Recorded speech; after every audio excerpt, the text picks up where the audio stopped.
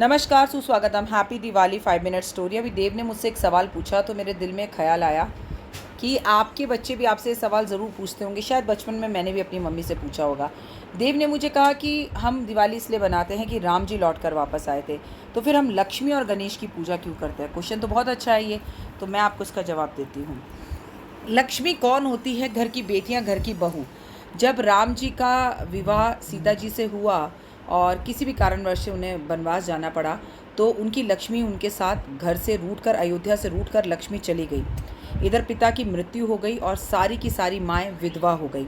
भरत भी अपनी पत्नी को छोड़कर भाई के वापस लौटने तक अयोध्या के बाहर ही कुटिया बसाकर रहने लगे। तो मतलब ये था कि उस घर के अंदर ना तो सुहागन कोई औरत थी, और ना ही सुख था, ना शांति थी, ना प्यार था, ना अपनापन था। और ऐसा कब होता है? जब लक्ष्मी रूठ जाती है। ठीक है। लेकिन अब हम गणेश जी की पूजा क्यों करते हैं? तो अब आप सोचेंगे कि शायद गणेश जी को सबसे पहले पूजा जाता है इसलिए उनकी पूजा करते हैं। इसलिए तो करते ही हैं, लेकिन इसका एक और रीज़न है। जब राम जी अयोध्या वापस आए तो घर की लक्ष्मी वापस आ रही थी, और इस बार घर की लक्ष्मी वापस आकर लौटे ना, जाए ना, और राम जी के जो है तिलक पर, राम जी के राजा बनने में किसी भी तरह का कोई विघ्न ना आए, इसलिए गणपति महाराज की दिवाली वाले दिन पूजा की जाती है।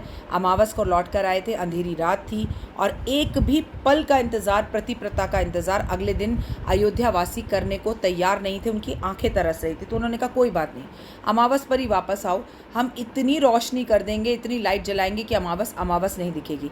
इसलिए अमावस पर उनका लौटना हुआ। और हम लक्ष्मी और गणेश की पूजा इसलिए करते हैं कि इस बार अयोध्या की सीता माँ लक्ष्मी लौट कर आए और कोई विघ्न ना आए। ईश्वर करे इस बार आपकी लक्ष्मी भी आपके घर में आए और कोई विघ्न ना आए और स्थिर रूप से रहे। वृषभ लगन शुरू हो गया है घर की पूजा की।